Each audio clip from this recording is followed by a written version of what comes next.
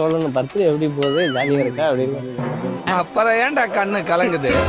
நானே resort plan பண்ணி நானே எல்லாரும் கூப்பிட்டு என் காருக்கு பெட்ரோல் போட்டு கூட வந்தவனுக்கு சிஎன்ஜி போட்டு எல்லா பிளான் பண்ணி நல்லா நல்லா காத்து போட்டு தான் நான் கொடுக்கல பண்ணி இல்லடா எல்லாத்தையும் கொடுக்கல இல்ல இல்லடா எல்லாத்தையும் கொடுக்கல. அந்த வானத்தை போல மனம் படைச்ச மன்னவனே.